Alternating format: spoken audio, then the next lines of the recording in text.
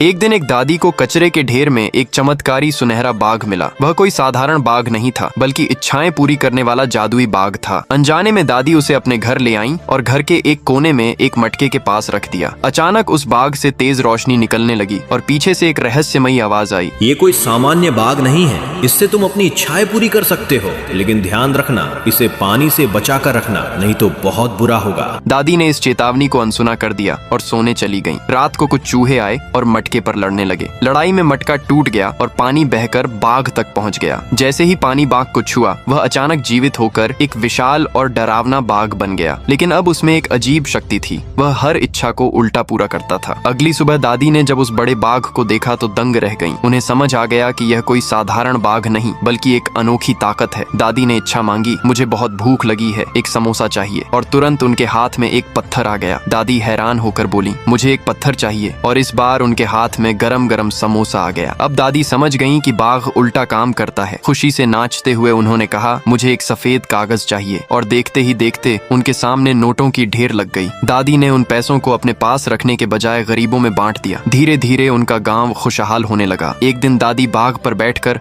अपने गांव गईं। इतना बड़ा बाघ देखकर गांव वाले हैरान रह गए। दादी ने इच्छा मांगी, हमारे गांव को पत्थरों से भर दो, और पल भर में पूरा गांव हीरों से भर गया। लोगों ने हीरों से बड़े बड़े महल बनवाए, और जो गांव कभी गरीब था वह अब अमीर बन चुका था। लेकिन कहानी में मोड़ तब आया जब पड़ोस के गांव के दो आदमी दादी और उनके बाघ को देख रहे थे। उन्होंने सोचा, अगर यह बाघ मिल जाए तो हम भी अमीर बन सकते हैं। रात को जब दादी गहरी नींद में सो रही थीं, वे दोनों चुपके से बाघ को चुरा ले गए। अपने गांव पहुंचकर उन्होंने इच्छा मांगी, हमारे गांव के हर घर में थोड़ा थोड़ा दूध हो। अचानक पूरा गांव दूध की बाढ़ में डूब गया। उन्हें पता ही नहीं था कि बाघ हर इच्छा को उल्टा पूरा करता है। देखते ही देखते उनका गांव बर्बाद हो गया। उधर दादी अकेली बैठी रो रही थी, लेकिन बाघ के जाने की वजह से नहीं। वह इसलिए रो रही थीं क्योंकि उनकी कहानी सुनने के बाद भी किसी ने लाइक और सब्सक्राइब नहीं किया।